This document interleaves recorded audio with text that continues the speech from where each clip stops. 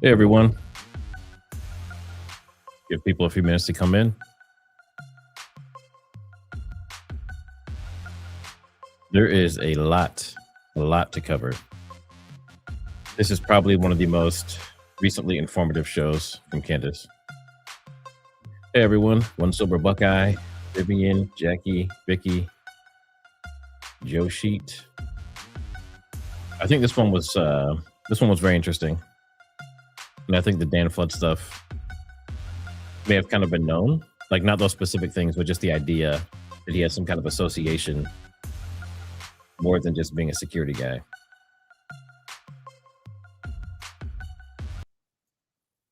Because when I spoke about him before, I believe he's Secret Service or was Secret Service, and his resume now says he's Secret Service again.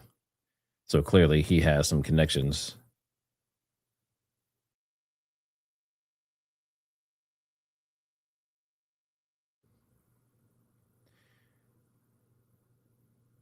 Salute. Yeah, hit that like on the way in. That's the only way YouTube pushes this out.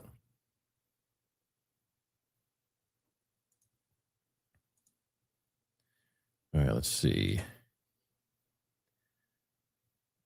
Dan Flood's Harpo's boss? Maybe. The one thing I do know about them is they go way back.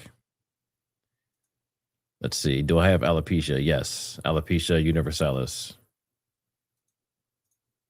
Mr. Turpin, how's it going?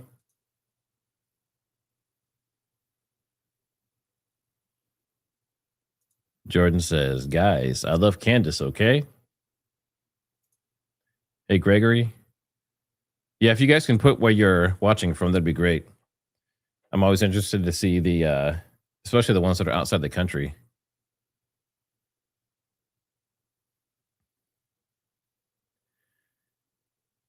Yeah, so I know that my bot, Nightbot can be rough sometimes. So I'm constantly trying to adjust it, but I see it dings people mostly for pasting like excessive links, and then also sometimes for bad language. Tucson, Arizona, Indiana, California, Ireland. Someone says Trump is the Antichrist. All right. Maine, Missouri, Wisconsin. A little bit from all over. I would never let the FBI know where I'm from. Sweden. Welcome from Sweden. Slovenia. Wow. All right. So what I'll do is, obviously a lot of people come to the recaps mostly because they didn't have time to watch the original or they missed it, but make sure you go watch the full episode if you get a chance.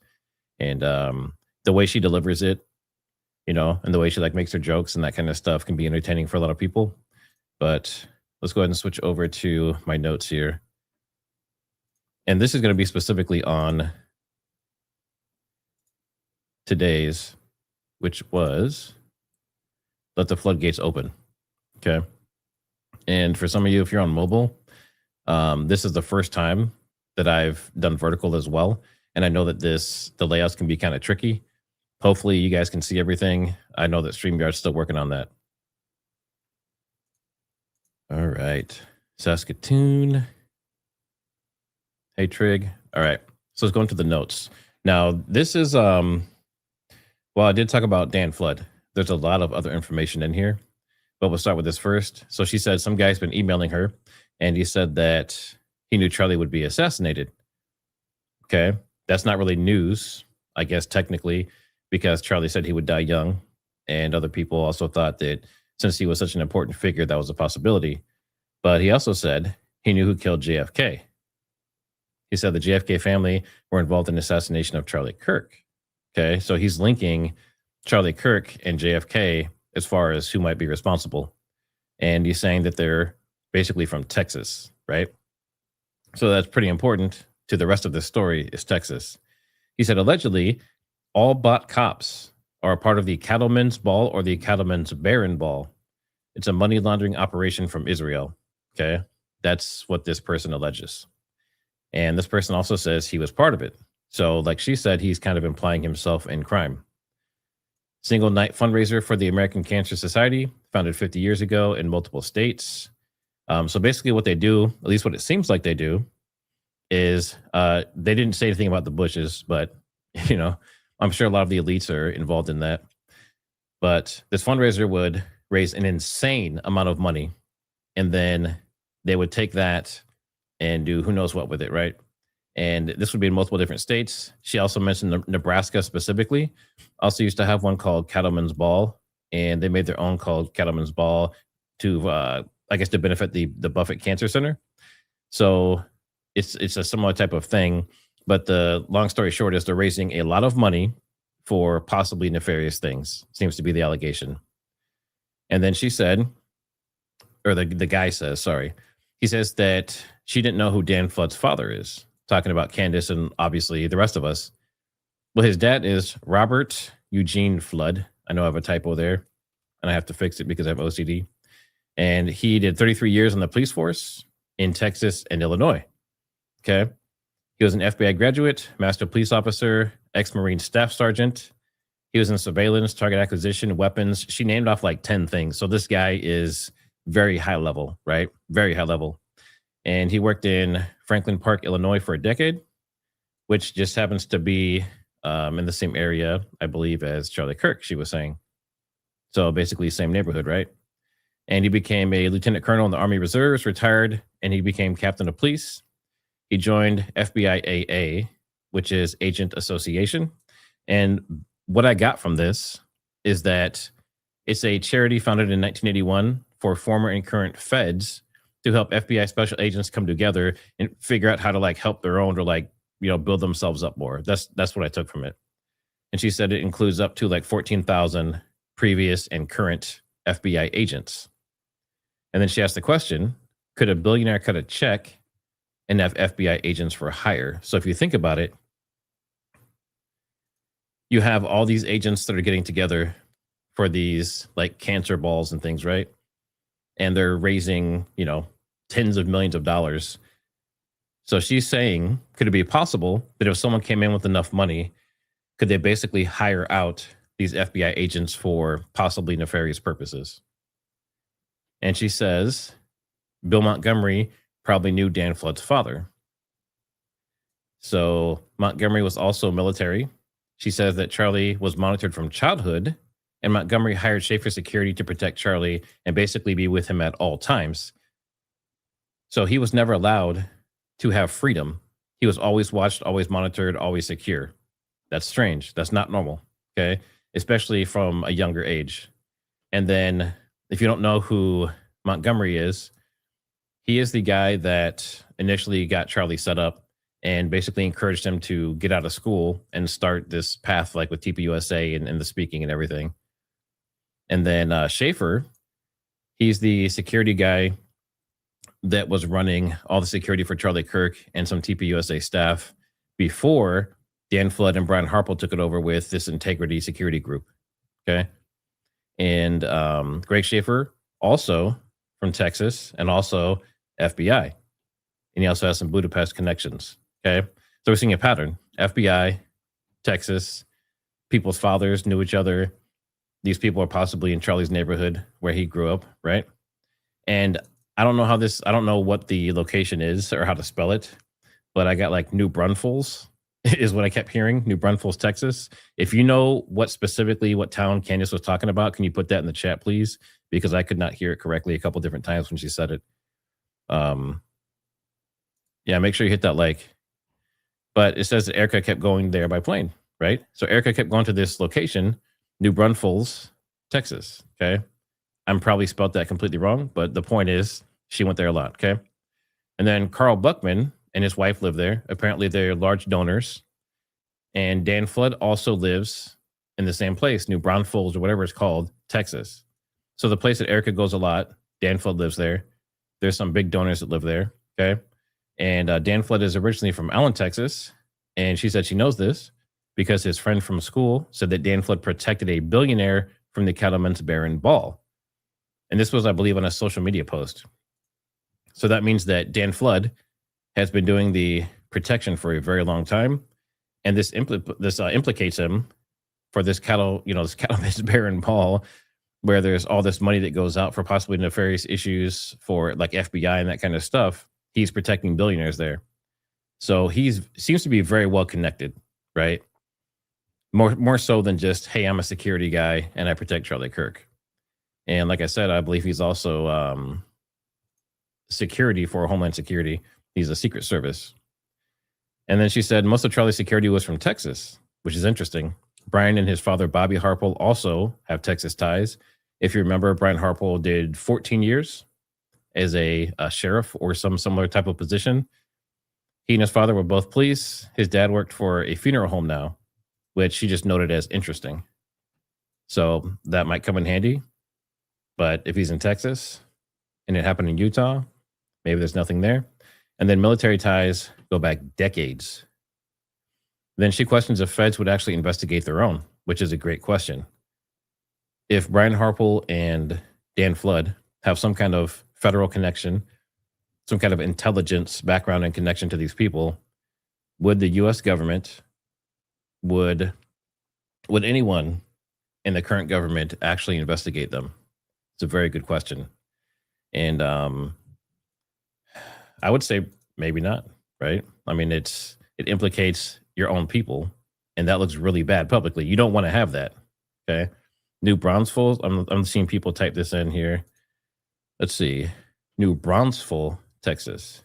Okay, thank you. I thought I heard something similar, but I could not place it. Okay, yeah. New Braunfels, Texas. Okay, cool. All right. And can you see, I don't know if you can even read that text, but yeah, I'll just keep it large. And then she says she feels like someone at TPUSA is setting Erica Kirk up.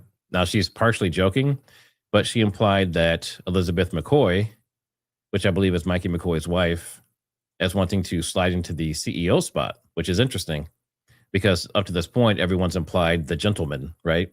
Andrew Colvett, Mikey McCoy, Rob McCoy, Frank Turek. But now she's saying, like I said, partially jokingly, but maybe not, Elizabeth McCoy seems like she wants the throne. And that's very interesting. Someone said they can barely see me. Yeah, if you're on mobile, like I said, on mobile, the way that StreamYard works, it is tricky. Okay, so what I might do is just switch to Streamlabs, where I can adjust the layout and stuff myself. So maybe I'll try that for the next one. But the way it's set up now is about the best it can be on mobile. So there's also a horizontal version. So if you want to back out of the portrait, you can go to the landscape as well. All right, let's see. Okay. And then, of course, the wolves in finance. A lot of people talked about it. I've also talked about it today, but I got a little bit more in depth. Some people basically watched this video and reacted to it, whereas I went into more of like the legal side of it, what it actually means for defamation, what's required, right? So she talks about that. She also kind of lines it up with Bridget McCrone and the cease and desist orders. I guess in that case, I guess there were several social media personalities or someone that the Macrones basically made shut up. And she says TPUSA is on record going against themselves. And she's talking about the drones. So if you guys haven't seen any of this stuff, the best way to explain it is TPUSA had already contradicted itself with some people saying there weren't drones, and then Frank Turk saying that there were drones, and it was kind of up in the air. And then, Paramount Tactical showed a video basically saying that the higher images that we see that are kind of like the sky view are actually from just a tall building picture. But what happened is when they did this cease and desist order against Zach with Wolves in Finance, what they did is they made sure and confirmed that there were media drones. Okay. There were media drones there. So what that means is that I can't reach it from here, but a media drone, they can be pretty tiny, but they can get up to be, maybe 1.5 feet, 2 feet. And, they're pretty quick. They can go like 40 miles per hour. They would definitely work for security, right? You can get other benefits of like thermal and things like that if you want like a bigger one or more expensive one. But the exact same drones that were used for media could 100% have been used for security, but they're still saying that security didn't get the green light, but media did. Very interesting. But they basically proved that there were drones allowed, right? And then TPUSA lawyer, yep, talked about that. And then, Candace just kind of says, like, they're lying about everything. And she says she thinks it's a cover up and it has been for a while, right? Nothing really new there, nothing major. Let's see. How's my channel streaming twice? Twice live, one in tiny video, and this one. This is because I'm trying StreamYard vertical and horizontal. So I'm streaming both ways. And I'm just trying to get a feel. Some people prefer it on, the mobile portrait version, and some watch it on their TV or on a computer, and they like the horizontal version. So I'm just trying it out. Oh, someone dropped something up there. All right. And then, of course, you have to, with these people, it seems, you have to bring up trafficking. Let me make sure I'm sharing. And I'm not going to say the word because I don't want to get flagged by YouTube. But they bring up trafficking. And they basically said that Erica lived in China and was working in China with Chinese human trafficking victims, right? And we've also heard about Romania. But this is interesting because Erica said she phased into that working with the Marine Corps and the military, and then it kind of spread to Romania. So it sounds like her, I don't remember the name of the exact company that she had, but Romanian Angels, but is another company above that. If you know, put that in the chat. But basically it started in China, and then it spread to Romania using the Marine Corps and the military. And then it sounds like TPUSA said she never lived in China, but then Candace basically, with her receipts, pulled it up, and she said there was an actual video of Charlie saying this. Charlie confirmed that Erica lived in China for 6 months. Okay. So this is another case where they're contradicting themselves. They're losing credibility, right? And then she wants to know, and if you guys know, let her know in her tip line. She wants to know what charity in China Erica Kirk worked with and what they did there. Okay. So that's like an open question. So, if you're on X, if you're investigating this stuff, that's something for you to look out for. And then she talks about Operation Mocking Pastor at Cornerstone Church. And apparently they're having a service about anti-Semitism. And of course, Candace Owens and Tucker Carlson are special featured guests, not in person. And then, of course, they have guest pastor Rob McCoy.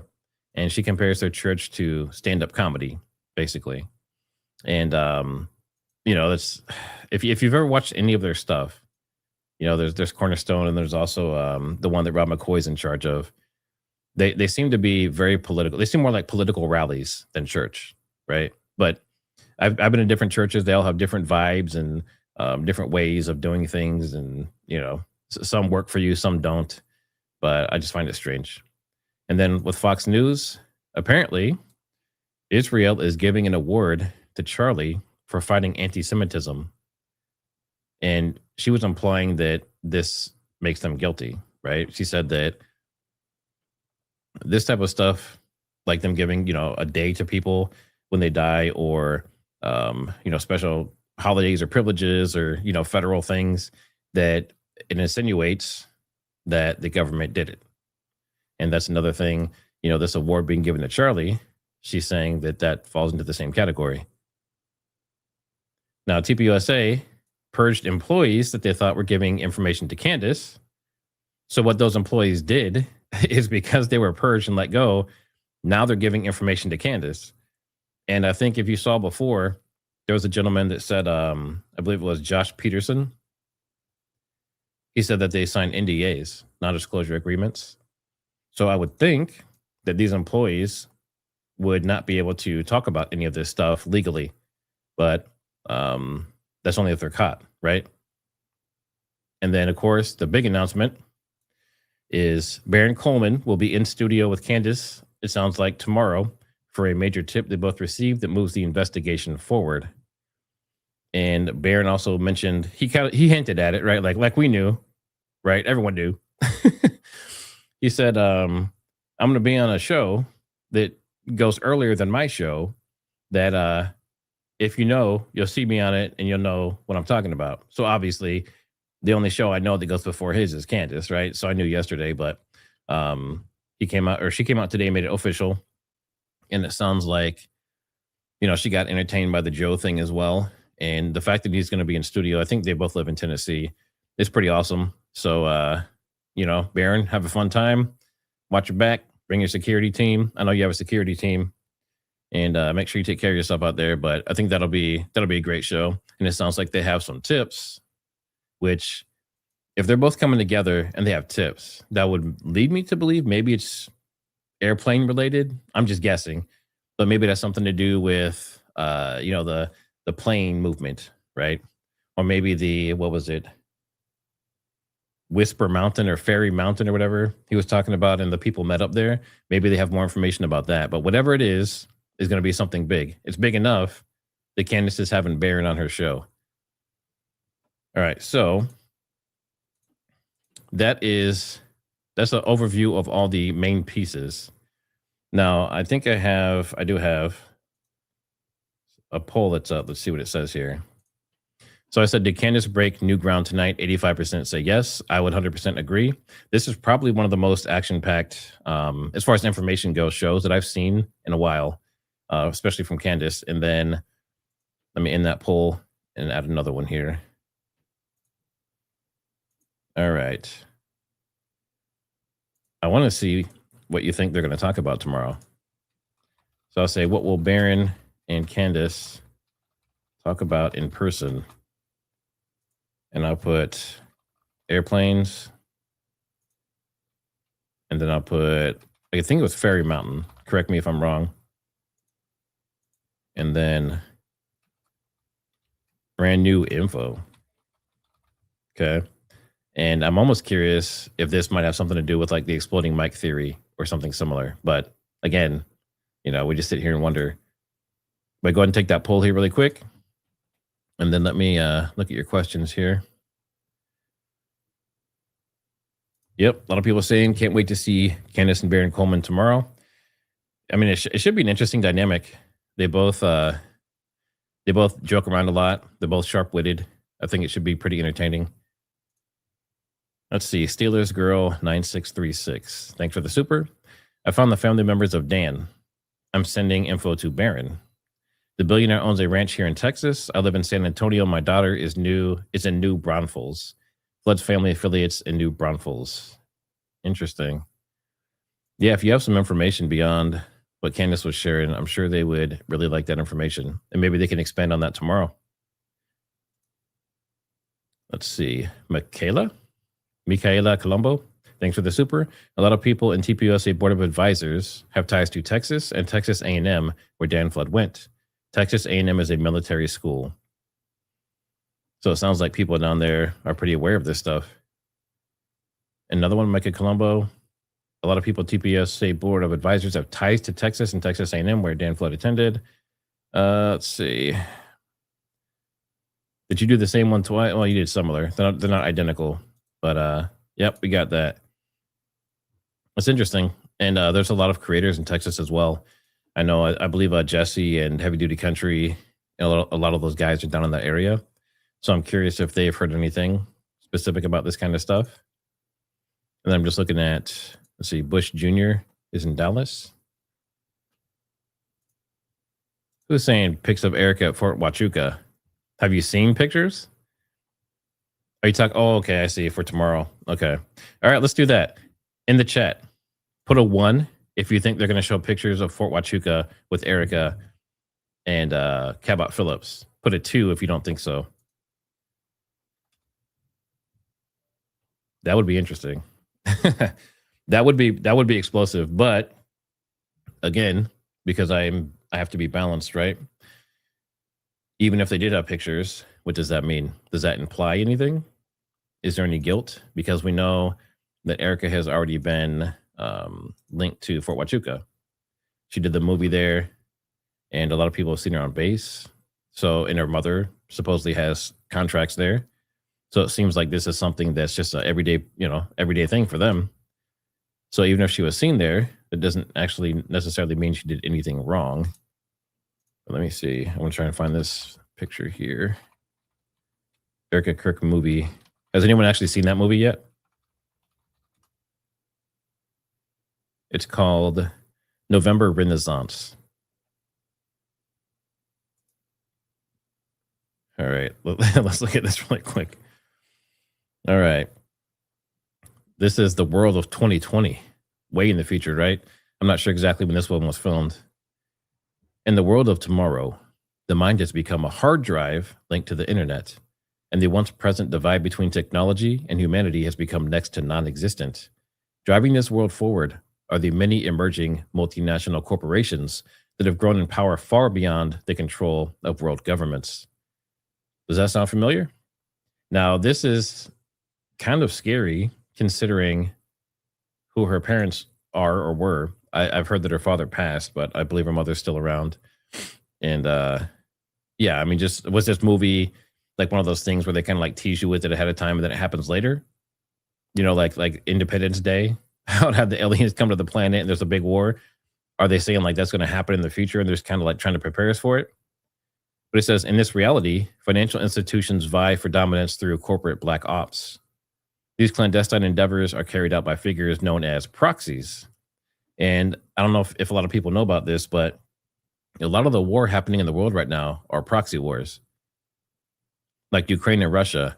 Ukraine is a proxy for the US. So basically, the US has been at war with Russia. And the same thing has happened in the Middle East, right? Israel is a proxy for the US in the Middle East. And technically, I guess Thailand would be a proxy for, for the US against China. So, but that's the way wars are being fought now. So the big powers are still there and they're still behind it. And they are funding, the weapons and the men and all that kind of stuff to make it happen. But they're doing it in a way that makes it so they're not directly battling each other. Then it says Gerald McKnight, a former counterterrorism elite, is the best proxy the world has to offer, both hated and desired by all. Now, what character did she play? Let's see, November Renaissance. Renaissance? I know I can't spell this right. November, let's see. Yep. Cyber short film. There's no cast? Where's the cast for this? Interesting. November Renaissance cast.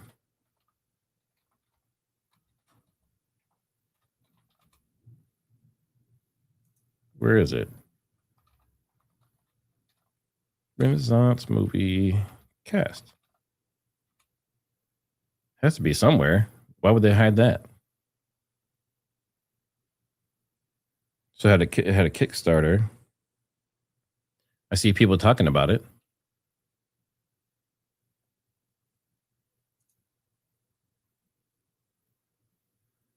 Not gonna let me see it. Interesting. Has anyone actually seen that movie yet? I guess it's a short. It's not like a full feature film. Let's see. TJ Rostas, thanks for the super.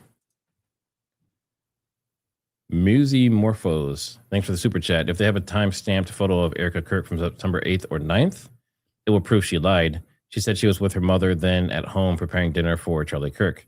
Yeah, I mean, that's one side of it. For which day? Which day did she say she was preparing dinner for Charlie Kirk? Because I think the 8th is the day that she was implicated as possibly being there by Mitch. And then the 9th is the pre-planning meeting that Mitch walked into. So which day was Erica Kirk supposedly making dinner for Charlie Kirk? Freezing Breck, thanks for the super. Maybe she was filming the Squeal. November Renaissance 2, Live or Die Trying. That's funny. The sequel. Gotcha. Kim Brown, thanks for the super. It never got funded, therefore was never released or finished. Okay, that would make sense then. Why I can't find anything on it. So basically, they just have some like little ads and trailers and stuff, but not the full movie. It looked like it was a Kickstarter thing. Okay, that makes more sense. That makes sense.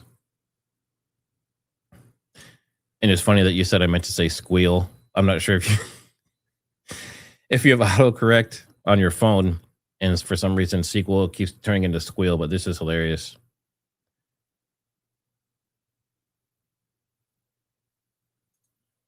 You said I don't talk about military. What do you mean? I'm not sure what you're implicating there. Let's see. Okay, the pic Erica sent is the 9th. Yeah, I believe she sent the pic to try and cover for the 9th, but that's not the day that she was implicated as being there. The 8th was. And that's why everyone's saying that her alibi is not covering it. Squeal part 2. Oh, man. There we go. You have redeemed yourself. I meant sequel. All right, so now I want to ask you guys. Let me check your poll here really quick. So the poll was, what will Baron and Candace talk about in person? Now, I wish I would have had the pictures in there, so maybe I'll redo it, but it says, let me share it with all of you. What will Baron and Candace talk about in person tomorrow? Brand new info, 86%. Airplanes, 11%. Fairy Mountain, 3%. So we think it's going to be something brand new that's never been talked about before. So that means they're probably going to have a huge audience, and should be interesting. All right, I'm going to do one last poll. Because we know that Dan Flood is basically implicated as being a Fed. But do you think Brian Harpole, who basically his past is as a police officer, right? And he's had other training, and he's done intelligence training, he says. But is Brian Harpole a Fed as well? That's the question.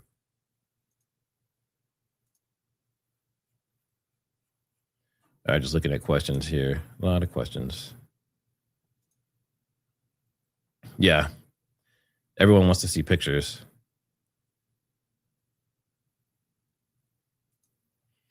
What was the pic Candace had on the banner tonight? Let's see. I assume you mean the thumbnail? The thumbnail banner? Oh, okay. Yeah, let me pull this up here really quick. If it'll, I don't know if I can zoom in on this in a good way to show it. Maybe that works. Okay, I'll try that. So from right to left, it looks like on the right, that's Dan Flood. That's like a high school picture or something with a flat top. And then middle is Wolves in Finance. That's Zach. And then on the left is Dan Flood. He's the one in the suit with a tie, and he's protecting someone. I don't know. I don't know what event this is, but it looks like maybe it's his wife or something. I'm not sure. I assume that's what you're talking about. Let's see.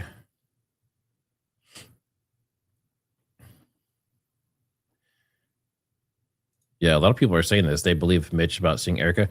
Something really interesting. I don't know if I can find it fast enough. Like, I don't want to sit here and waste a bunch of your time looking for it. But there was a really interesting thing that I heard earlier. So in the chat, really quick, just so I know where you guys are at as far as the knowledge in the audience, how many of you follow George Webb? So put a 1 if you follow George Webb, and put a 2 if you don't know who that is.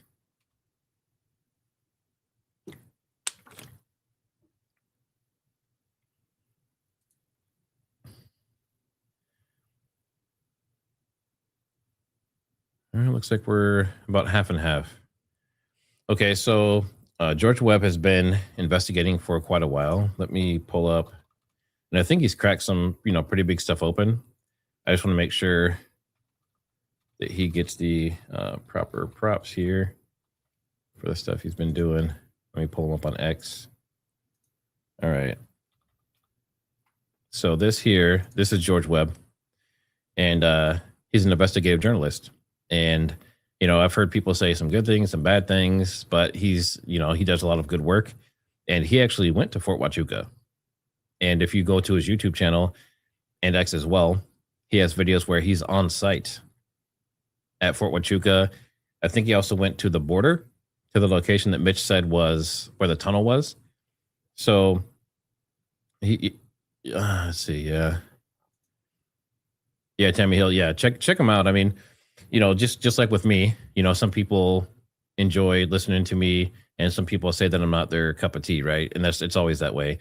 Some people love Candace, some don't. But George Webb, he's a good investigative journalist, and he's like boots on the ground. So he doesn't just sit at home and talk about it. He actually goes out and shows these things. So he also is the one who started the petition or whatever it was, I believe, for the audit. right? Like an official audit of TPUSA. So that's something that he's been actively working on. But the reason I was showing him is because he made a very interesting statement today. He not only did he say that someone says I'm all right, bruv, but he is nuts. You know what? Some of the most brilliant people in the world are nuts. Unfortunately, it kind of comes with the territory. Yeah, shoe leather journalism, 100%. I mean, every time he goes live, he's in a new location. So I thought it was awesome that he actually went to Fort Huachuca and that he went to the location that Mitch said on the border and other places too, right? I believe like the gym that either, I can't remember if it was Candace or Mitch or someone was talking about, it was like a hub for people to meet. He went there as well. So what he said today, if you remember, do you remember when Mitch Snow had the message on X where he says that his father was the Zodiac killer? He basically, in his life today, based on a few different things that he is like connected and looking into, he's saying in theory, based on the person that might be his father, Mitch's father, and what he knows about that person, he actually comes out and says it is possible that this guy may be the Zodiac killer, which means that Mitch's father might actually be the Zodiac killer. And I thought that's crazy for him to say something like that and kind of admit it. Again, it's like alleged. He's just saying that I think, he could be theoretically, but that's interesting for him to say that because George Webb doesn't just come out and just say anything, right? So that's extremely interesting. Now, also remember, yeah, normal is overrated, but also remember too that, a lot of the stuff, almost everything that actually, I think everything, to be honest, everything that Mitch has said directly from his mouth, so far, everything has been true as far as I know. Now, some people said that message was like someone hacked his account, and I couldn't find anything that said that, but supposedly his account was hacked and they put that information in, and that was from like December or something, like, it was from a while ago. But very interesting.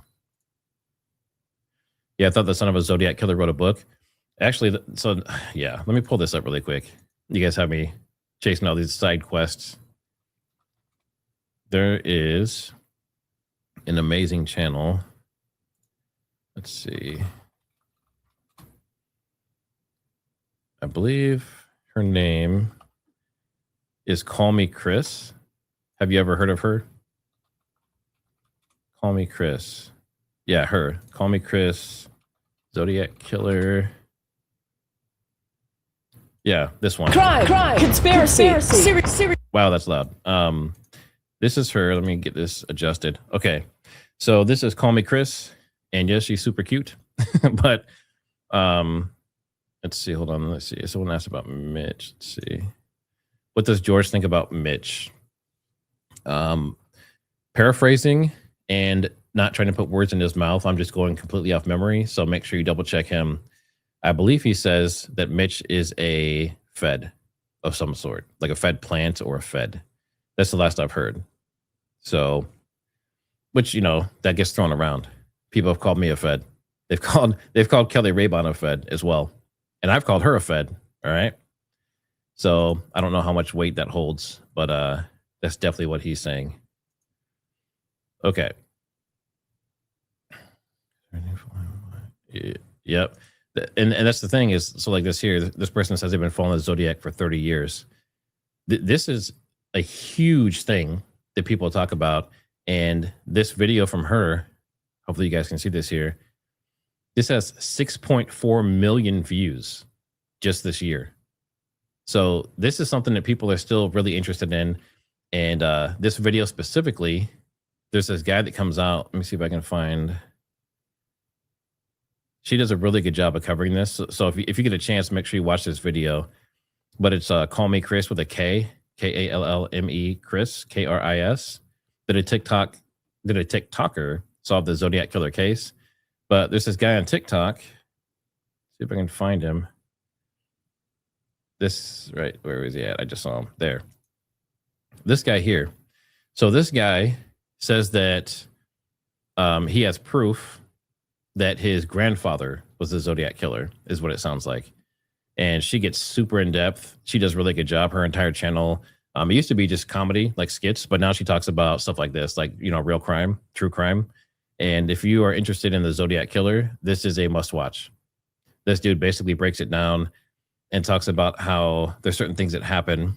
For example, like there's a killing where there's a taxi or something, and someone gets killed in the taxi, and it's in the neighborhood and area where this guy who's on the screen, he claims that his grandfather was a police officer. And then if you know anything about the Zodiac Killer, there's all this stuff going around where he killed like couples that were out on like the romantic points, you know, and they would go out in their car and they'd make out and do other stuff. And the Zodiac Killer would go and kill them. And then he'd leave some kind of, you know, he sent like a message a couple of days later or something, like a Zodiac or some kind of mystery puzzle or something for the police, and claim responsibility and say, you're never going to catch me, type of thing. Well, this guy said that his grandfather, I believe it is, was at a lot of those, in those areas, and he had a patrol car that was unmarked, and he was a sheriff. So if you watch it, a lot of this stuff makes it seem like that, like it could be legit. But is this Mitch's father? Is this kid's, you know, if this kid's grandfather, how would that be? If this kid's grandfather is the Zodiac Killer, and Mitch says his father's the Zodiac Killer, then that means that this kid would be Mitch's kid, right? Or maybe he's, you know, adopted or a half, or maybe Mitch has a brother. I don't know, but it's just really, really interesting. Let's see. Yeah, I just can't compute that many coincidences for snow. It would truly be insane. Yeah, I mean, there's so many things, like people basically said, you know, there's no way what he's saying is true. 100% I can guarantee that everything that Mitch has said is BS. Then it came out. Yeah, someone said our nephew. Yeah.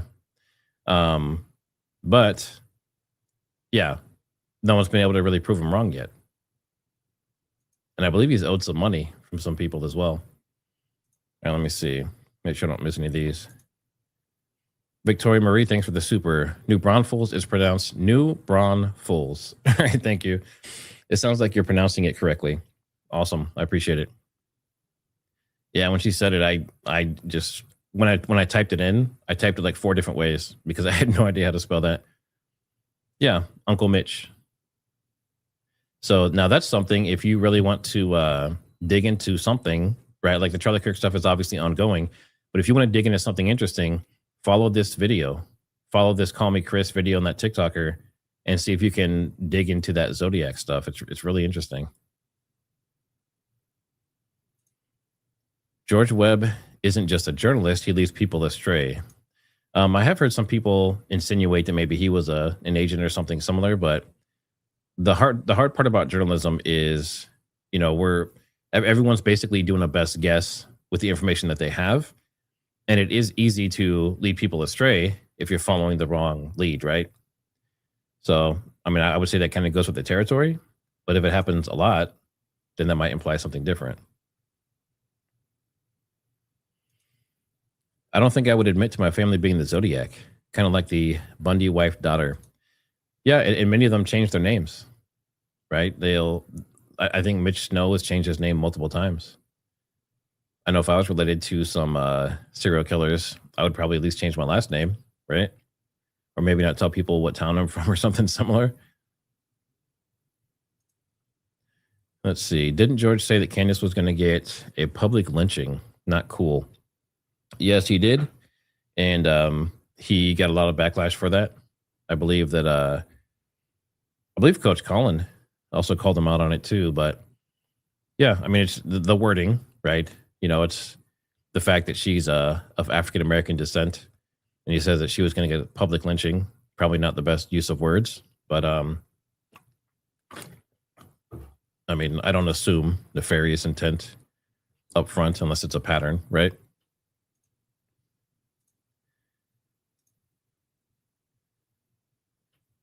Interesting. Some people don't like Mitch. Do you think, let's see, Mr. Darcy, you're saying that Mitch is a scumbag.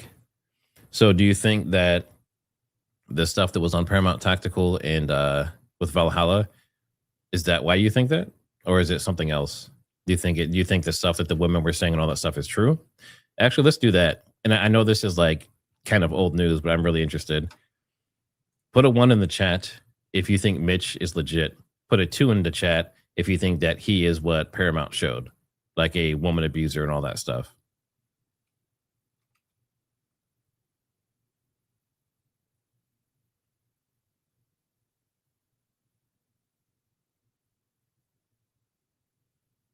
Yeah, it looks like most people are saying they think he's legit.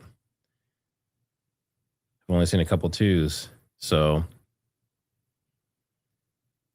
yeah, I mean, based on that alone, I would say it's probably, let's see, 1 but more story to come. Let's see. Paramount's a Fed. I don't know. I don't know if there's any proof he's a Fed, but he definitely has very strong opinions about Candace and that whole angle on everything, right? Dankster Intel in the house. What's going on, Dank?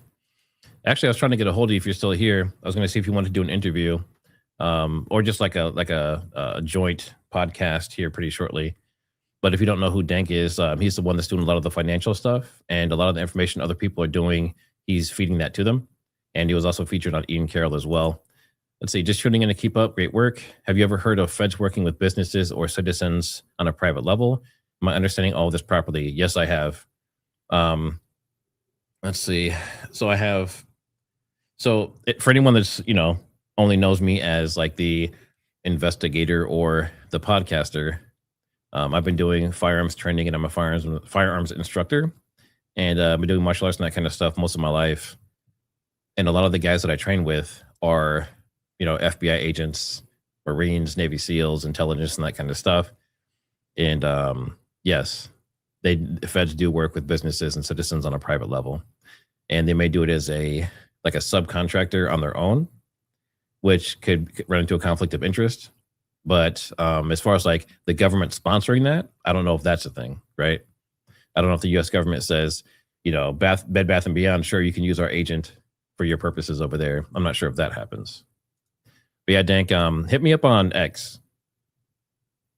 Should be TriggerSmart HQ on X. All right, let's see here. And actually, let me show it really quick if you haven't seen. Yeah, we're the Zodiac Killers. Zodiac Killer. This is Dank's channel here. Original Dankster. He also did a song. Let's see, where's that song at? He did a song for Charlie Kirk. Yeah, this We Are Charlie. Go check that out. It's actually a pretty good song. And I don't know if it's AI or if you did this yourself, Danks, but it turned out pretty good. And then he goes into the financials. It's like he was the one that talked about North Korea and possible links with all that and the life insurance. So he has some good stuff. Go check it out. Show him some love. All right, let's see. So make sure I don't miss any questions here. All right, let me look at this poll. Where'd my poll go? There it is. All right, is Brian Harple a Fed as well? 90% say yes. Pretty much what I expected. Some think he might be like the ringleader, right? When he talks about his credentials, they're extensive, just like his dad's. So I'd be curious, like, are these some kind of elite? Like, are these like elite trained soldiers that are brought up this way from childhood? They all kind of seem to follow the similar types of routes. So yeah, people are saying, let's see if I can catch this comment fast enough. Dankster, your music about Charlie was awesome. I shared it on X. Definitely go check out that song. Let's see. You said it doesn't matter if we give no love. No one ever reads our messages if we don't pay. I just proved you wrong. Let's see. Yep, Danks is on my playlist to catch every night. And and I know that's hard. Like, you have Candace, you have Baron, you have Ian, Jesse on Fire, Heavy Duty Country. Some people listen to me, Kelly Raybon, Dank. There's so many people. How can you possibly listen to everyone? I know, even myself, there's some nights where I'm like, okay, I have to choose between Valhalla, Baron, and 5 other people. How do I choose which one to watch? And sometimes I'll be up too late and I'll fall asleep listening to one because there's just so many. Hey, Ivan is Ivan. Thanks. People want to be your friend. Interesting.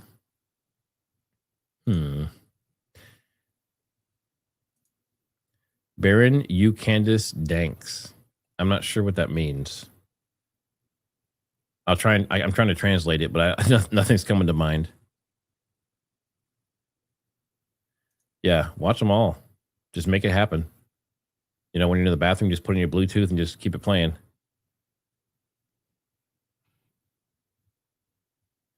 Let's see. Now, collaboration. Yeah.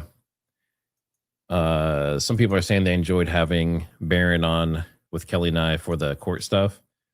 Yeah, I mean, he gives a great perspective, and obviously being an actual lawyer, that gives a really good angle and a lot of stuff that we wouldn't think about. So we do have some, we had a couple other lawyers that we talked to that are criminal defense lawyers that we might actually be able to have on as well. So, and they might be able to get really in depth. Where was that? I just saw a message I was trying to find. I just saw, let's see, hammer. Is this it? Yeah. Misused the hammer as a weapon to intimidate his wife. So if you saw the full, I believe it was on Stu Peters. I know I'm showing you guys a whole bunch of stuff, but that's how I work. I like to be thorough with my research and information I share with you. I don't want to just have it be hearsay. Let's see, Stu Peters. Where are you at? I believe it's on Rumble. But he did an interview with Mitch Snow. Stu Peters Network, I believe. Here we go. All right, let me share this over here. See if we can find it here really quick. It's not showing up on that side. Here we go. This one here. I don't know if you can see this, especially on mobile. I apologize, you guys. I'm looking at the mobile vertical, and it's pretty tiny. If it's too small for you, you can definitely go over to the horizontal version. If you go back to my TriggerSmart page on YouTube, you can switch over to the horizontal. But yeah, so there's this, there's some analysis stuff, but there's also a couple of Mitch Snow episodes.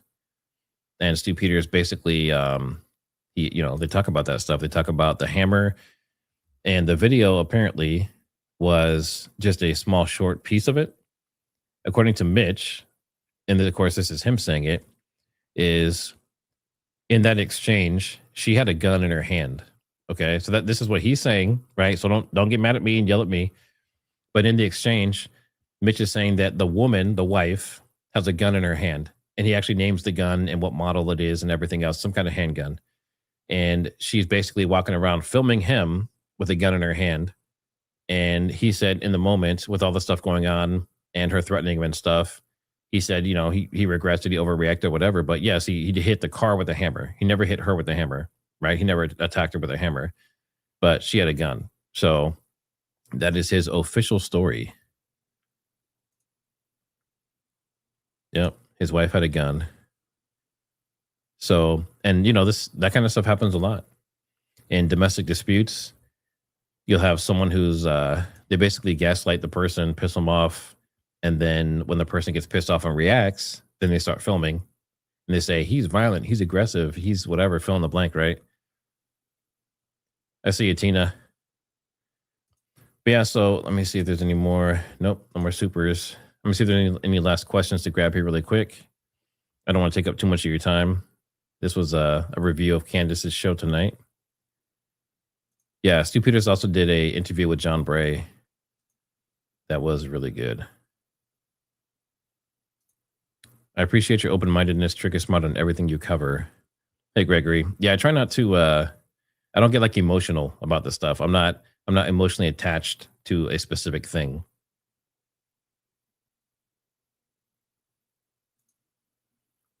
Yeah. Yeah. I mean, no one expects everyone to be a member for everyone and everyone to do like a ton of super chats and stuff to everyone, right? It's not feasible. So you just pick a couple, pick your favorite, and you just go from there. And yes, Coach Colin was on Baron today in one of his member streams. I didn't get to see it yet, but that should be interesting as well. Yep, Baron had Coach on today. All right, so what I'm going to do is one last question, and just put a 1 or 2 in chat. If you think, well, how do I want to phrase this? So obviously there was a whole bunch of information that came out up front. There's the Fort Huachuca stuff. Obviously there's been all the different theories. Some have more weight or make a little bit more sense than others. But we've gotten to the point now where everything's kind of laid out. Everything's out there. And unfortunately, there are people who are on X and other places who are fighting about their theories. I don't know if it's like an ego thing, but they'll say your theory can't be right because mine's right. So they will say horrible things to each other and just constantly attack each other. And sometimes I'm in the middle because I've shared multiple different people with different theories, but that's not going to get to an answer, right? So people, you need to work together. Do not fight each other. Do not battle each other. Don't talk bad about each other. This is supposed to be a group effort. So let's be on the same page, please.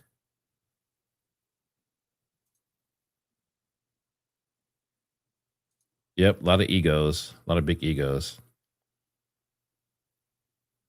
Let's see, I saw a question. Let's see. TriggerSmart, do you think the media, including the independent media, has intentionally misled the public? Yes, definitely. And I think that, yeah. So regular media, yes, they push a certain narrative. Obviously, they are owned by certain people, and those companies will tell them what to say, what they can and can't say, and which direction to lean. And then for independent media, there's definitely people, it's been proven, there's people who have been paid to say certain things. That's been proven. And there's a campaign, I forget what the name of the company is. There's a company that was associated with like 8 or 10 or 12 different people that were like anti-Candace. And they all basically had the exact same messaging come out at the same time on the same day. So clearly there's like a smear campaign and they're paid to do it. So they would technically be independent media, right? So that would be intentionally misleading the public.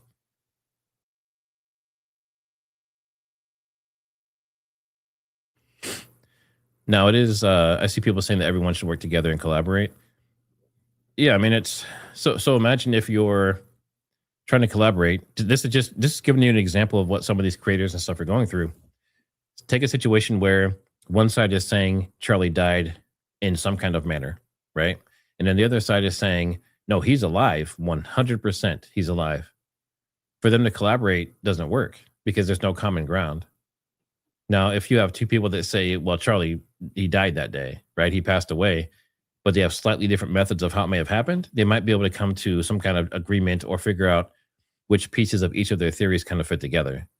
But when they're on opposite ends of the spectrum, I think that's where a lot of the issues come out.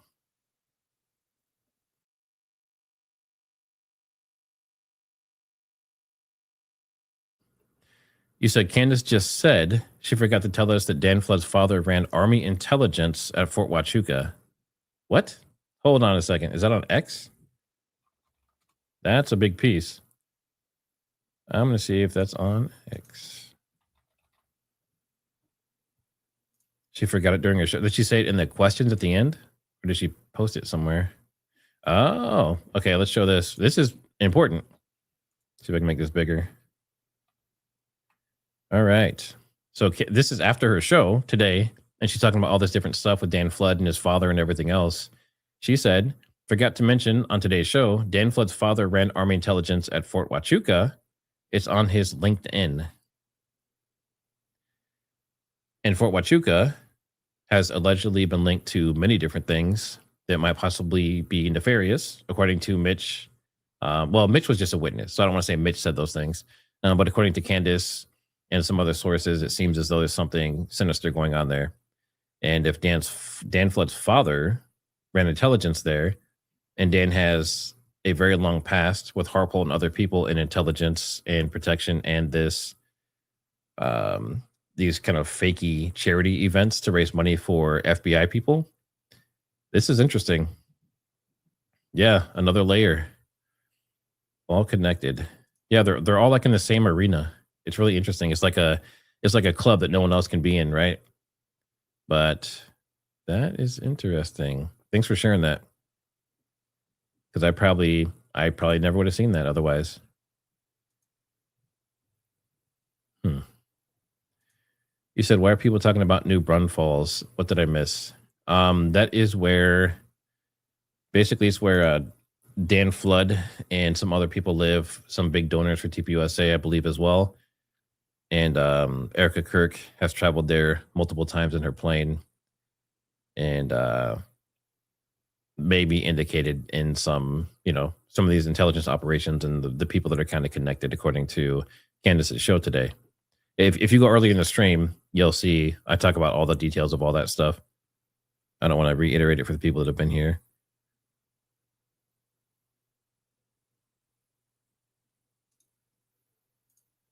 Ivan is Ivan. Thanks for the super. Trigger, with all you know, what do you think happened to Charlie? So I've been asked this almost every show now, and I'm kind of stuck between three different things.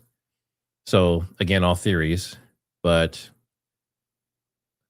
a shot from somewhere with some type of bullet that works for the situation, with the caveat that I think the medical examiner's report that we've heard, which we know it's false from Andrew Colvett, according to Candace, but I don't think it was what they said, like it hit the C1 and turned down and all that stuff. I think all that's a load of crap.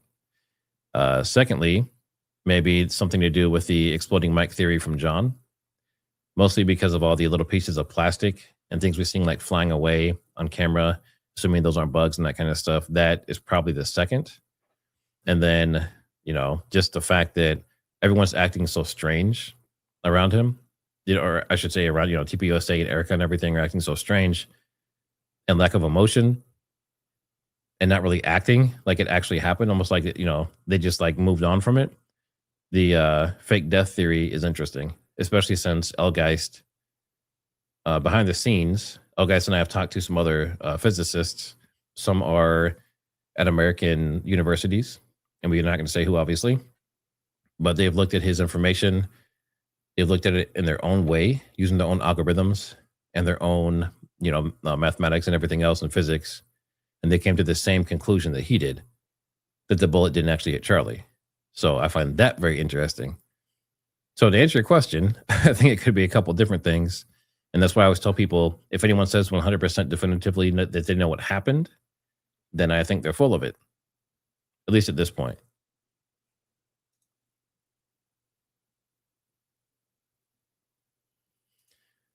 You said that's also where Mitch broke his back, New Braunfels. Do you know that for a fact, Vicky? What's your source? There's not a military base, is there? Let's see. How do you spell that? New Braunfels, Texas, military.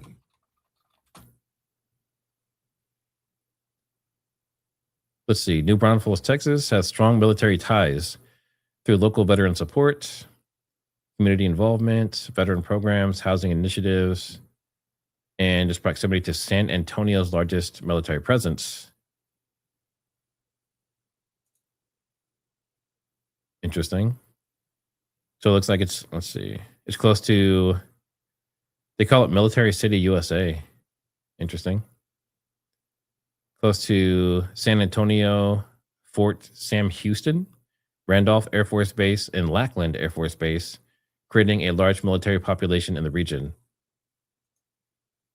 Interesting. I mean, that makes a lot more sense, right? If it's like a military area, military town, military ties in the community, that would make sense for retired cops and FBI agents and all that kind of stuff to be there. Yeah, a lot of people saying that with John Bray. I did see something today too. John was saying that he kind of got, I don't know if he got flagged or got a warning or something on X, but it looks like he's at risk of possibly maybe losing that account. I don't know if he was like being serious when he said it, but he did say he got like a strike or something over there on a post. Yeah, I mean, that shrapnel and the stuff on the bottom makes it very difficult to just immediately dismiss the exploding mic theory or exploding something theory, right?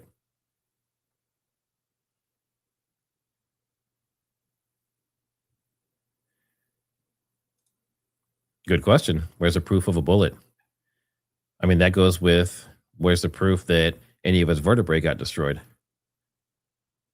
There were reports that he had chest damage and his heart was destroyed. Where's the proof of any of that? If we don't have a official coroner's report or an autopsy report, then we're just taking people's word for it. And as we know, Andrew Colvett seemingly made up his own version of what happened, possibly hearing it from Erica Kirk, according to Candace. And yeah, that means that none of it could be true. It might all be complete BS, and we might have just been looking at the wrong things and investigating the wrong leads. And all these methods people are saying as possible ways that he may have passed, they were trying to bend it and form it to fit into that. And since that has been basically said to be incorrect, people kind of had to start from square one again.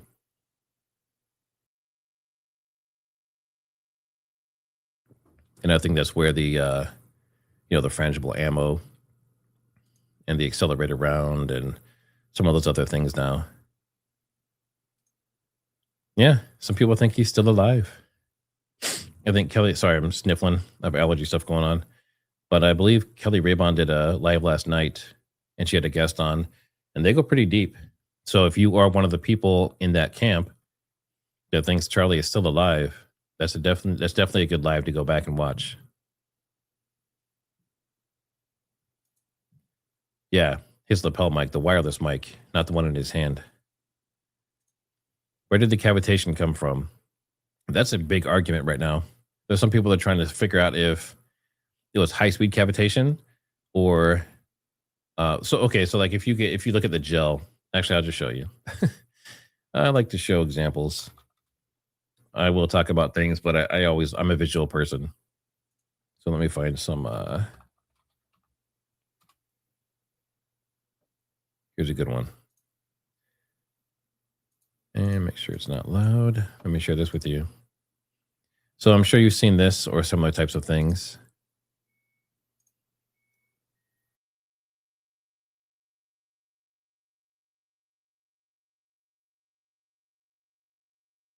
So if you see that, this is something that Elgeist was really, really talking about. He was trying to dismiss a gunshot narrative. Is you see as the bullet comes in, let me see if I can slide along this. Will it let me? So as that bullet comes in from the right side and it travels through, the cavitation is going perpendicular, right? So as the bullet is going left to right, or in this case, right to left, the cavitation is going up and down. So if he was shot in the front, the cavitation would theoretically go up and down his neck, in theory, right? Or up and down his body. And you do see his neck kind of get a little bit bigger. But the weird thing is there's something kind of in the back, and you see it, and you'll see his white t-shirt is really puffed out, and it looks very strange. And it doesn't really fit the cavitation thing. And I know some people from early on, like Valhalla was saying that he thought maybe the cavitation could have broken the necklace. But then after learning how long the necklace was and how big it was, that didn't make as much sense. And then you had people like Chris Martinson and Range State Bro. They actually went out and did some testing, and they found that in their tests, they put a necklace on the dummy and it's gel. So it's not a 1-to-1 for, human tissue and fascia and muscle and ligaments and tendons and everything else. But the gel itself did deform enough to break the chain. I don't know if the chain was to scale. I'd have to go back and check, but I found it very interesting. So your question, make sure I answered your actual question. Where did the cavitation come from? So cavitation is where any high-speed projectile going fast enough or like an explosion hitting you moves the fluid in your body. So if it was a gunshot, then it's the gunshot traveling through at its insane speeds. And as it goes through, it moves that fluid, and that causes cavitation. If it's an explosion or something similar, then it's basically causing a wave in the air, and that wave hits your body, and then it goes through the fluid in your body. So cavitation can come from a couple different things. Make sure I don't miss any of these. Let's see. William, thanks for the super. Ask who went to Fort Huachuca after the assassination to return the weapon that can now be hidden in plain sight. That's a good question. Crystals Malin. Erica wants to fast track the trial. Okay, now this is interesting. I'm glad you brought this up. So Baron kind of addressed it, and thanks for the super chat, by the way. Now, Baron kind of addressed this, but he said that, you know, it's not unusual to want a fast and, you know, like what they call a fair and speedy trial or something similar. And every state has some variation of that. So to him, having looked at it, he doesn't see anything wrong with it. Like he doesn't see it as being like a red flag or something. Like she's trying to like speed it up so that they can like avoid certain evidence being discovered or something like that. But you know, when it first came out, people are like, "Oh man, there's something there, right?"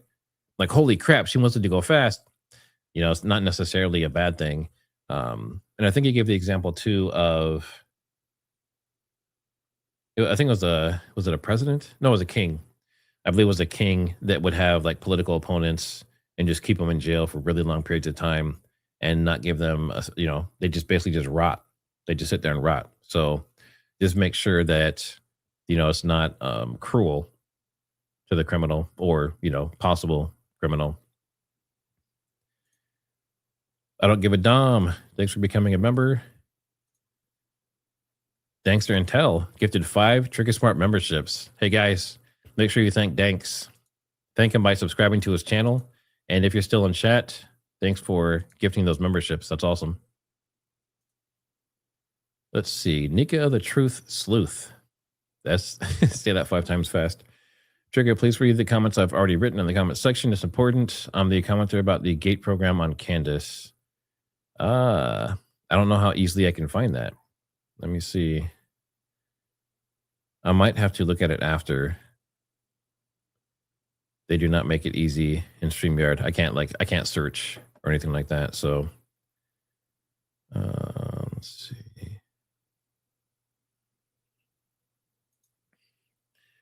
Yeah, we can do that. We can do a poll on the John Bray theory, because I'm curious now with other stuff that's come out and other conversations people have had, what people think now. So let's say, do you believe in the John Bray theory? I'll say John Bray Mike theory. I learned my lesson on using too descriptive of words in my titles and stuff. Woo! Yeah. So I'm laughing about it, but it's not funny. But YouTube basically started demonetizing some of my videos based on the titles and some of the content. So that's why I've kind of backed off a little bit on the mic stuff and the, you know, the fake death theories and that kind of thing. At least for a while, right? I don't want to kind of gotten a warning, right? Like I put that post out saying they were doing an audit, but I don't want to give them excuses.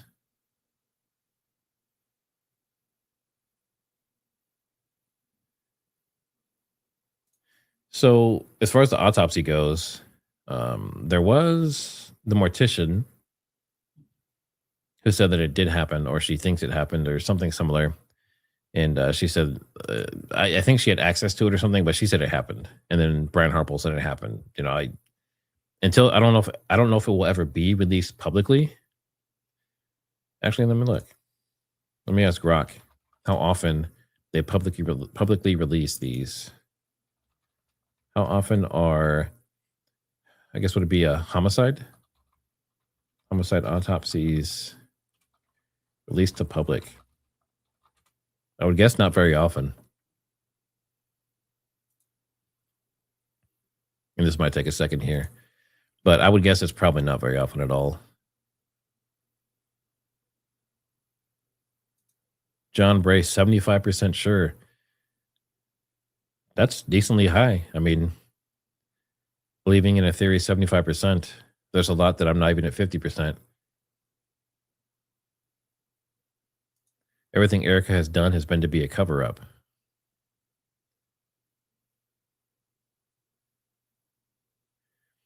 This is, Grok is not usually that slow. I must know I'm in a live.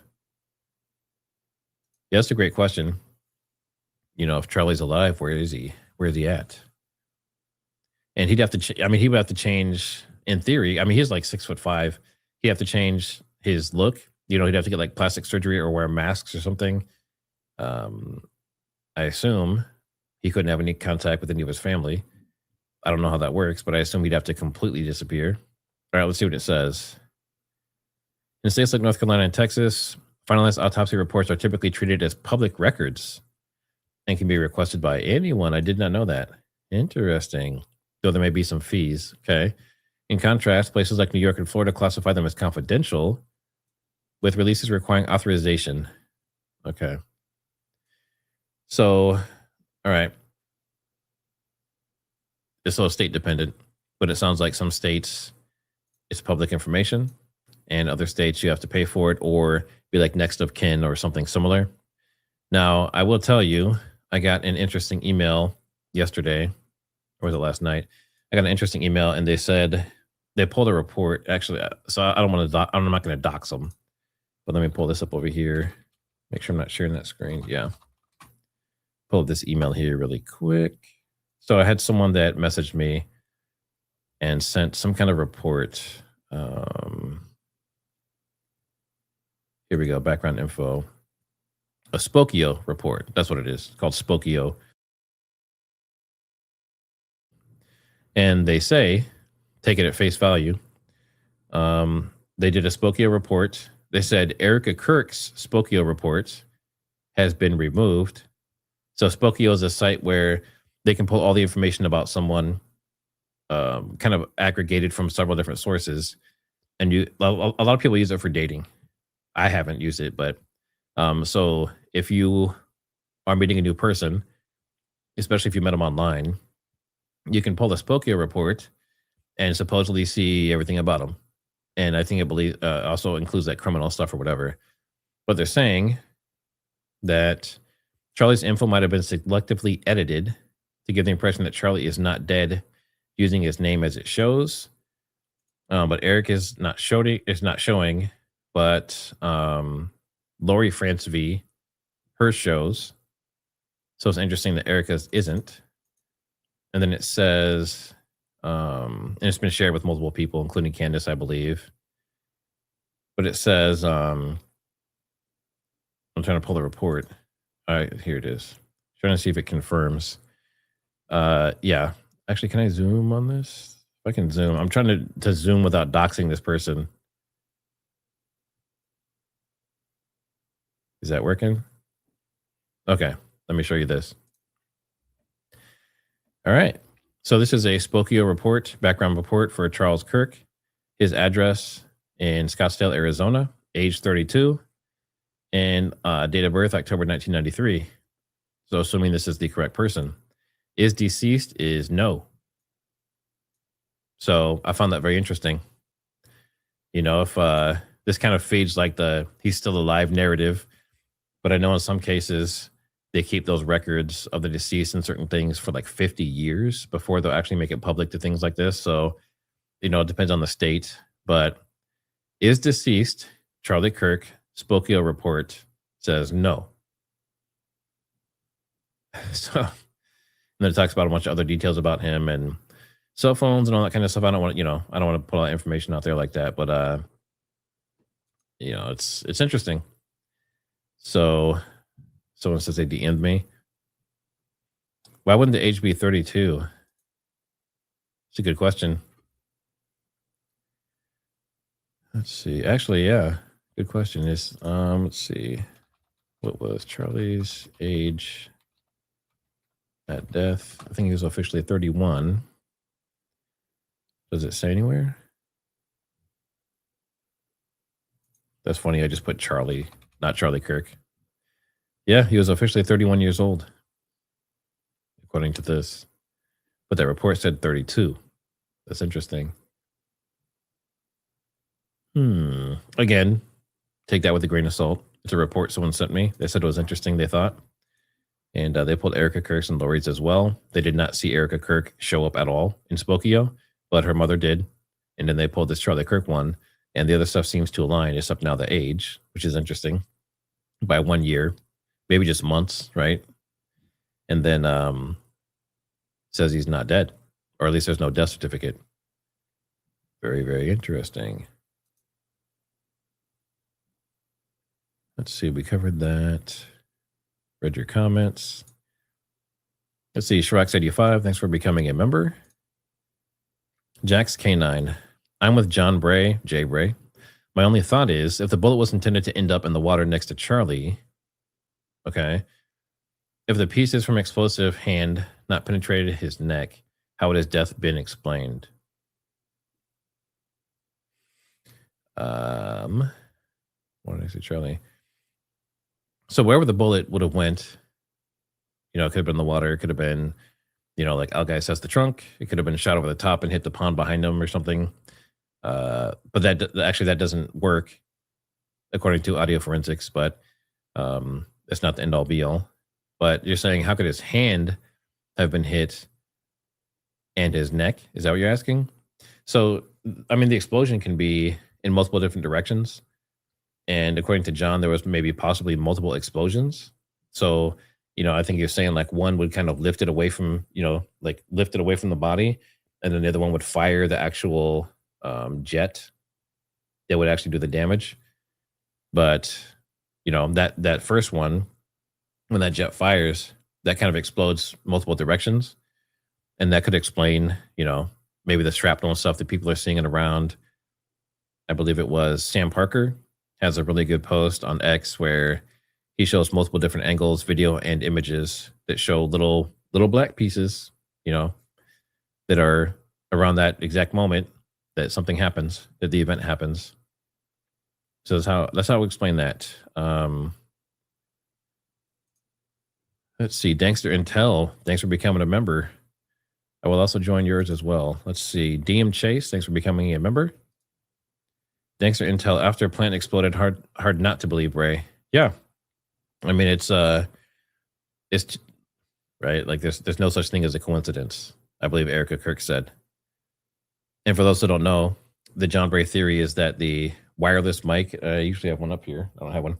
The wireless mic exploded allegedly, and that caused the damage that we saw and the injuries and killed him. And then John is saying that based on his research, that a plant 30 days after Charlie was killed, a plant in Tennessee exploded. And this plant, well, part of a plant, it wasn't the whole thing, but it was a building of that area. And it exploded. And it was completely wiped off the map, right? Like it's gone. Killed 16 employees that day. And the interesting thing is not just the timing. So it was within like 30 days of I think he said it was within like 30 days of like him mentioning the theory or something similar. And he says that, you know, maybe part of him felt somewhat responsible, but yeah, they made commercial and military grade shape charges and explosives. So, and I believe some people were on the ground and went there and tried to interview people and talk to them. I won't say who or what, because I don't know what content they got and I don't want to mess up their surprise, but it's very interesting. No one seems to really want to talk in that town. So yeah, hard not to believe him for sure. Steelers Girl, thanks for the super. Hard to believe Charlie Kirk was fooled by all the Israeli lovers working behind his back at TPUSA. CK was so smart, ? I can't understand how he was fooled. Yeah, that's there's a video that I watched earlier today. It was a smaller channel. And if I can remember who it was or go back in my history and find it, I'll post it in a post on my channel. But they were basically saying there's no way, like you said, Charlie being as smart as he was, being like this wonder kid who had an insane memory, talked so well, knew so much information, read people very well, and over communicated everything, right? How could he not know that his wife is in all these alleged situations? How could he not know that, you know, it seems like half the staff that was immediately around him had some kind of criminal activity, and some got pardoned by like Trump, for example. Some have like allegations of, SA, right? Like abuse, touching, and that kind of stuff. And if I'm around people that are that way, especially for years, right? For multiple years at a time, and they're my best friend, or I see them regularly, I know when they're doing something they shouldn't be doing. I can find those like character flaws and stuff in their behavior or things they say, or they'll say something a month ago that doesn't match up with something they say today. And I'm like, hold on a second. Like you said a month ago this, right? And I call them out on it. People find it almost impossible to believe that Charlie did not know something about this stuff. So the Doge audit, well, Doge, what they call it? It wasn't audit. What's the word they want him to use? Doge effort. The Doge effort, maybe Charlie was starting to figure things out. And in all fairness, for his side of things, he was on the road. He's always running around. He's always being the face of TPUSA and delegated all the responsibility out to everyone else. And that could explain why he wasn't aware of these things. But I get your question. A lot of people, the longer this goes and the more stuff that's found out about the people around him, the more they're saying it's impossible that he was not part of it or did not know about it. Desiree Sullivan, thanks for the super. I'm not sure if you forgot a message, but I appreciate it. And Punch Bowl Puppy, thanks for the super chat. Saw a comment on Ian's live Friday that Lance Twig's parents' house was paid off in November or December. It said they had a loan for 20 years with multiple late payments in the past. Interesting. And Lance Twiggs also had FBI protection.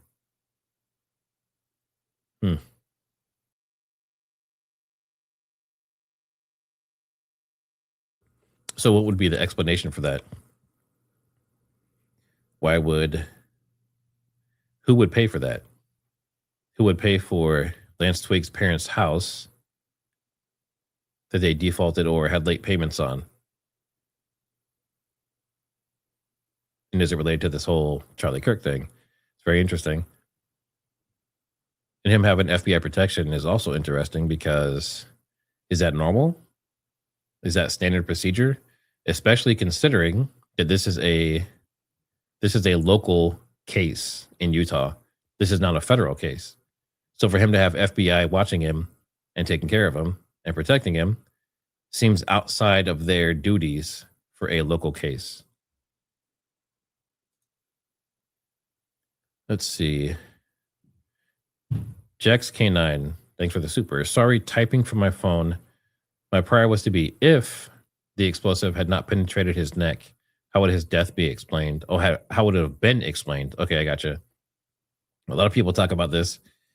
They think they're just making it up on the fly, right? That seems to be the general consensus is like certain things happened that they were not accounting for or expecting, and they just kind of keep morphing the story as things come up to try to like make it all fit. That's probably the best way to explain it. Tammy Hill, thanks for the super. Why would they concrete the area where Charlie was if it was only a bullet? Yeah, I mean, that's a good question. I early on, I was talking about, I think it was 3 days. People said, why would they concrete over that in 3 days? That's so fast. They're trying to hide something. And playing devil's advocate, I thought to myself, well, how many days does the FBI and the local police, how many days do they need to actually get the evidence they need? If you have 3 whole days, I doubt they'd let it go overnight, right? But you collect whatever you can from the scene. You do blood, you do fingerprints. If there's a bullet, then if there's shrapnel or something, they would grab that. They look for blood splatter, up on top and on the back of the tent and everything else. Collect all their evidence. And I was like, well, within 3 days, that's probably plenty of time to do all that. But, when they brought up certain things, like Baron was saying, Baron and John both actually mentioned some chemical that could have been present with the explosive if that's what happened. And it would like cause seizures and stuff like that. So it would be imperative that they cover up that area to keep people safe. If it was in the grass or, laying around, if someone were to go over there and lay on that spot and lay out their laptop and they're typing up, for their class and they come into contact with some of that stuff, they could have had a seizure and maybe died if it's the chemical they thought it was. So good question. And why cover it up and put all the planters out there? And actually, I don't know if everyone's seen that. Let me see if I can find that picture really quick.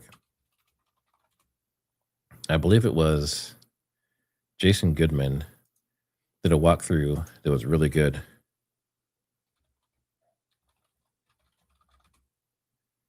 See if I can find this here. I might not be able to find it fast enough for my liking.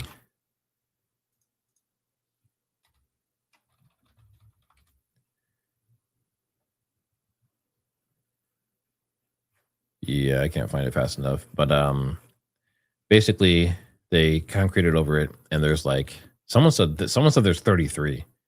I haven't verified that, but they said there's supposedly 33 planters or pots or something that are there. And someone even mentioned that the plant or some of the plants in the pots are the type that would make it difficult for a canine to sniff out, like if there was some kind of like, explosive material or something similar. Now, again, this is all, rumors, allegations. No one's proved any of this stuff, but it's interesting for sure.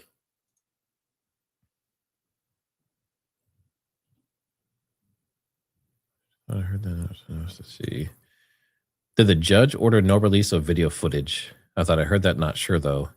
I'm not sure what you mean by release of video footage, but people can film in court.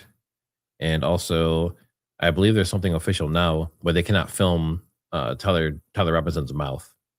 They don't want people reading lips, because last time some, professional lip reader came out with some BS about what he was saying. And, his defense is saying that can paint the case in a certain way.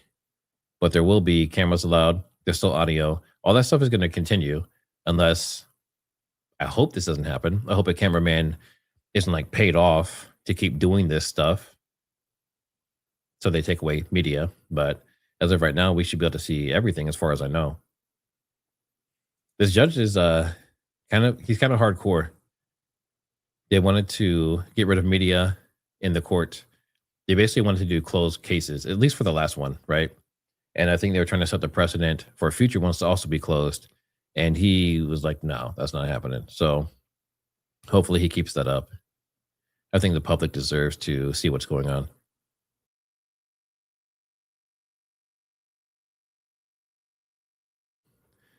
Let's see. So I was asking, yeah.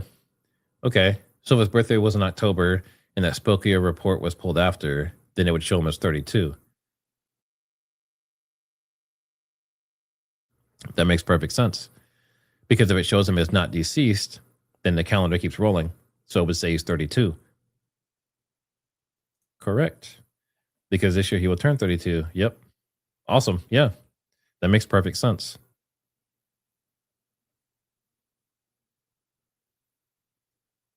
Let's see. Just make sure I get all the super chats and everything here.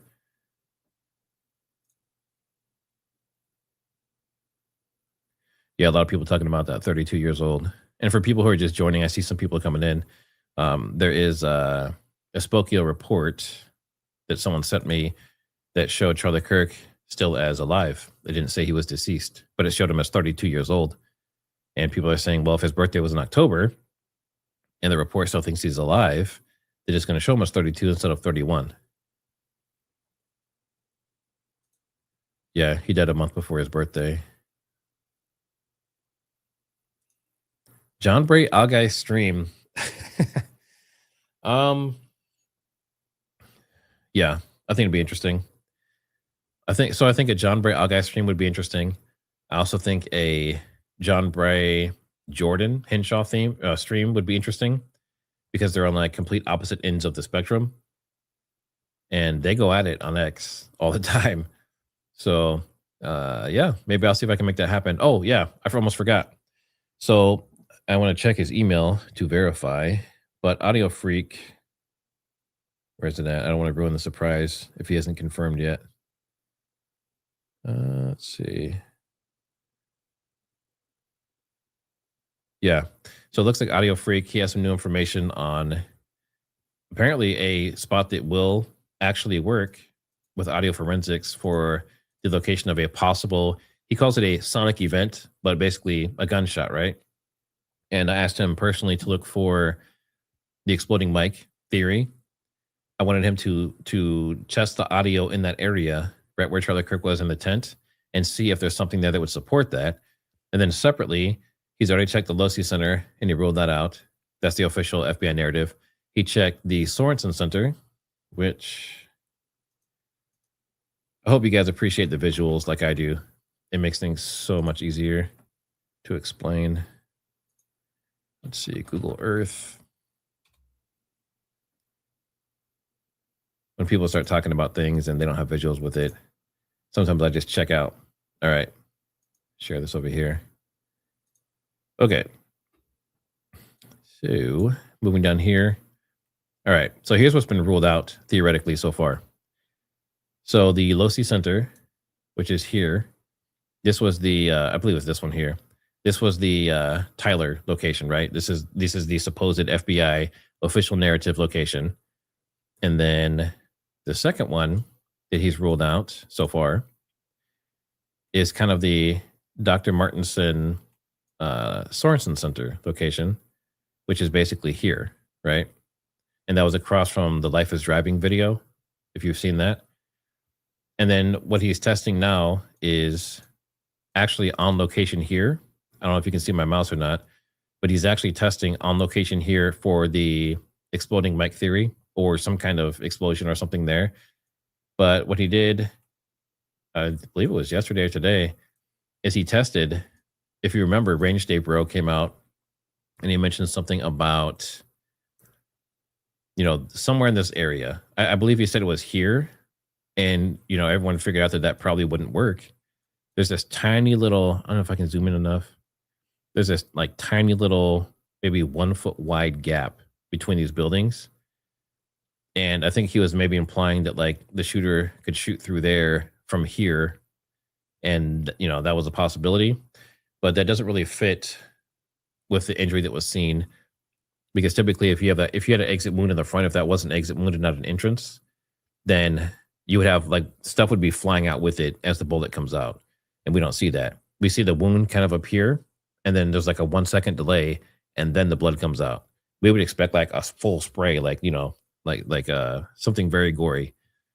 But somewhere in this area, I'm not going to say where, because I want to show this with him. Somewhere in this area, on this building, somewhere over here, there is one that checks out for audio forensics that actually would work for a shot. So, yeah, I think we're going to cover that tomorrow. I know that, you know, obviously Candace and Baron are doing their show tomorrow. So most likely we would try to make it a little bit later. And depending on how busy things are, we might actually move it to Wednesday instead. But I plan to have Audio Freq back on. That's Matt. And he's going to show, finally, after doing process of elimination, he found a area that would work for an actual shot audio-wise, based on several different locations of phones and cameras and audio equipment that recorded it. And that's kind of exciting. Is it 100% definitive? I don't know. It depends on how much you believe in, you know, the audio forensics, but I think it'll be a really good show. So keep an eye out for that. All right, let's see here. Doom, doom, doom. Joey Nuggets. I like that name. It's like a gangster, like mafia. Like, hey, Joey Nuggets, you know, like, I don't know. I'm terrible at accents. Are you worried people won't accept actual evidence if it's presented? Not saying we blindly do, but it's starting to look more like entertainment for profit than a search for the truth. Yeah, I would agree with some of that. There's several people who've already said, even if they present perfect evidence of a gunshot by Tyler Robinson, that they still wouldn't buy it.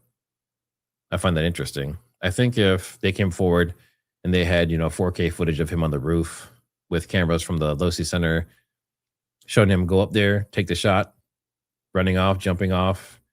I don't think they would have footage of him like dumping the gun or anything, but there has to be footage of him with a gun. So if they have footage of him with the gun and footage of him taking a shot, you know, how can you really dispute it? And obviously the timestamps would have to be there. The metadata would have to be correct. It have to be on the right day, the right time. All that stuff would have to match. But if they provide that, then how can you really fight it? How can you argue it? A lot of people will say, well, there's more people involved. It goes deeper.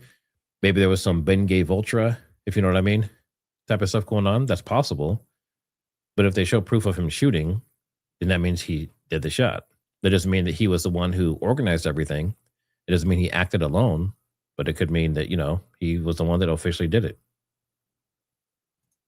Savannah Barbieri, thanks for the super chat. Matt, I like John's theory, but I am leaning towards Alguy's theory also. That whole thing could be fake. Yeah, I mean, I've gotten to the point now where everyone's kind of said their piece and they presented all their information. I just don't know if so at first I was like kind of leaning towards John Bray's theory. It was very interesting. And then I had Algeist on and he presented data and it was very interesting, backed by physics and all that. And I was kind of iffy on that one. And then, like I said, another two physicists, one that worked with Jesse on Fire and another one that contacted us separately, who's independent, they have also verified his information, his data, his audio forensics, the path that he said the bullet took and everything. And we break that down in the last live that he was on with me, with Jordan Henshaw. He breaks it down significantly. So if you're interested in that, that's definitely a good one to watch. But it's, you almost get like theory fatigue, right? There's so many things going on, so much information. All of them have had enough time to try to validate their individual theory that it makes it so that a lot of them seem like they could possibly be plausible. And that makes it extremely difficult to pick one. Obviously, something's correct. We just don't know exactly which one yet. Let's see. Sarah Bren, thanks for becoming a member. Much appreciated. William, thanks for the super chat. Stand the block on its end vertically. Which block are we talking about? Did we have a block somewhere? I'm just looking through all this stuff. Yeah, I'm not sure what you're talking about with the block vertically there. And I did try to open again. I tried to open the Paramount Tactical 3D model and everything, which is amazing, but it murders your computer. So, and I have a very, very beefy gaming machine, like way overkill, and it even bogs mine down. But it is very useful to look at line of sight. So if it was a shot, including this one we're going to look at with Audio Freq, it gives you a very, probably within 95%, 95 to 100% certainty that certain angles and stuff could or could not work. And I have another model that QNF Fee that Pete made for me. And for some reason, it's not opening now in SketchUp. But that one would just fly super fast. And everything was set up the exact same way. It had line of sights and actual lasers going in between the shooter and the target. But it won't open for me, so I haven't brought it up in a while. GSD, German Shepherd Puppies. Thanks for the super. German Shepherds are amazing dogs. Oh, ballistic gel block. Okay, I got you. So, yeah. So that super was talking about standing up the ballistic gel block that we looked at earlier. Do I still have that open? Yeah. But now that's kind of similar to what Dr. Martinson did, right? He had I think it was like a torso only. So it was like the chest up and then it had the neck and he shot through the neck. And he had the same type of result. I mean, it expanded every direction like crazy. Like the amount of, if your body did that, I would expect your body to just tear apart into pieces. So that has theoretically been tested. Just want to make sure I'm not missing any supers. All right, let me check our poll over here. Do you believe in the John Bray Mike theory So now this theory's been out for a while. It's been out for, I think, at least a couple months. So 90% of you say yes, 10% say no. That's the exploding mic theory. Now that says a lot. Now let's ask, now that I'm interested. All right. So in that poll, 90% say yes. So 9 out of 10. Now let's do the same thing for the faked death theory. Do you believe Charlie faked his death? And of course, there's other variations of that. People will say that maybe he initially tried to fake his death and something went wrong. And then he actually ended up dying.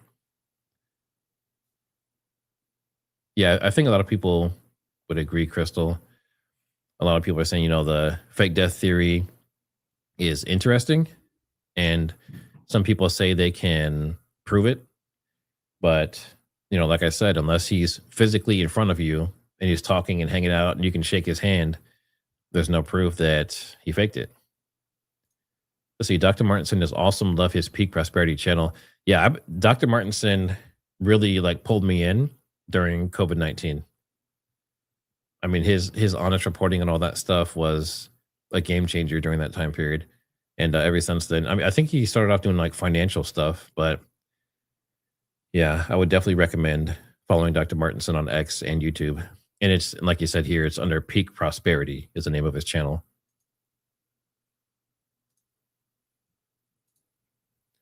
Savannah Babiri. Hey, a member for a month. Appreciate that. And I think, we're in our first month of memberships. Kind of exciting. I'm just looking at all your questions here. There's a lot of them. Let's see. Are you talking about Joey Nuggets? Dude is wasting his time. Charlie didn't have 5 garden hoses in his shirt. Let's see. Are you talking about Jordan? Yeah. So Jordan Henshaw, he actually took Mike McCash's course. Mike McCash is the guy who's the Hollywood special effects expert, especially when it comes to blood and squibs and that kind of stuff. And he took his, I think it was a 4-hour course officially. And now every night he's doing, let me see if I can show you. It's pretty interesting. I mean, I'm not saying that that's what happened, but his dedication alone, right? His dedication alone 100% deserves him a subscribe. All right, let's see. Let me get this all set up here. And some of it, a lot of the stuff you can't show because he shows fake fluids that look like real fluids, and YouTube does not like that. So I will show you shirt behavior. Yeah, I'll show you this one. All right. So this is him, and I apologize if this is loud. He's using a little CO2 gun. But this is the kind of stuff he's been doing, and I think he broadcasts every night. So if you're interested in this and it's entertaining to you or whatever, give him a follow.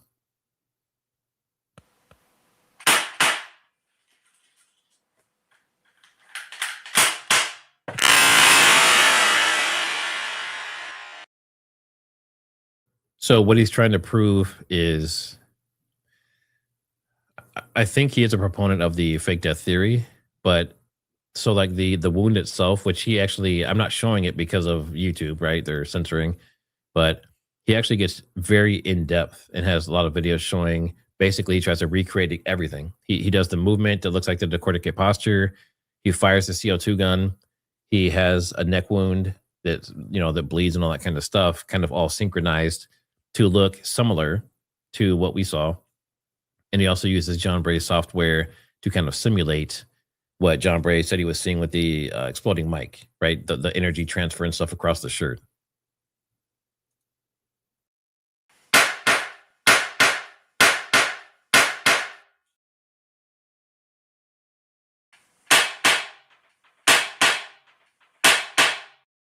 So I think these are earlier tests as well.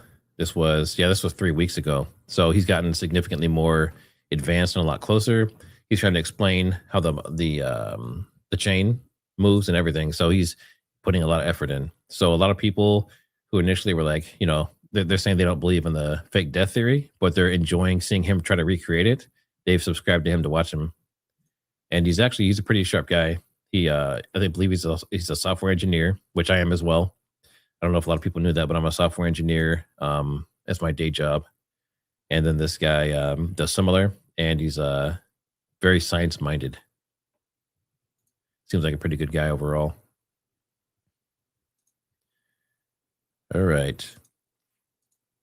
All right. Now I said, oh, hold on. Let me see one more thing. Where can I find Alguy's theory?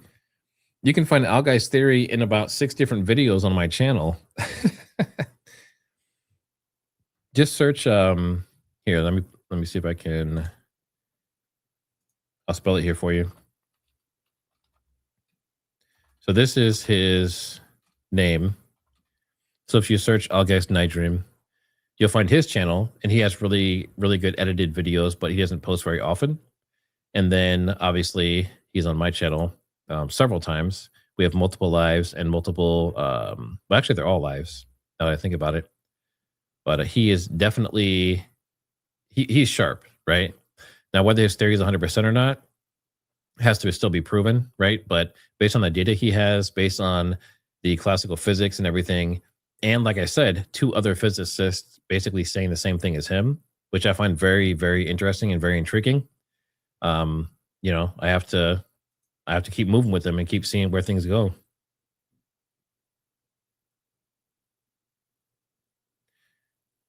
Let's see. And one thing about Alguy's theory and John's theory is that there's parts of them that explain certain things that we see, people's behaviors, and things about the event that a gunshot does not explain. And I think that's why a lot of people have kind of like latched on to those theories.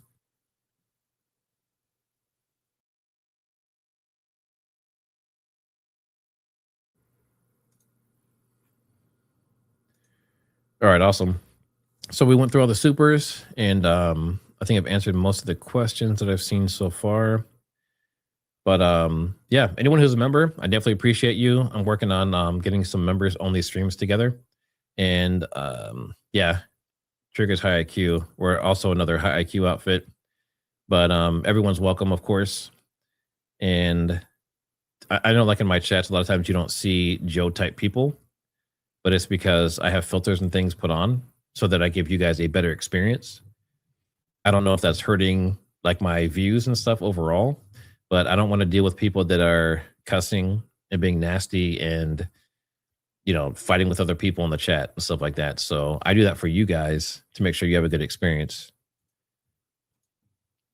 But I think what I will do, yep.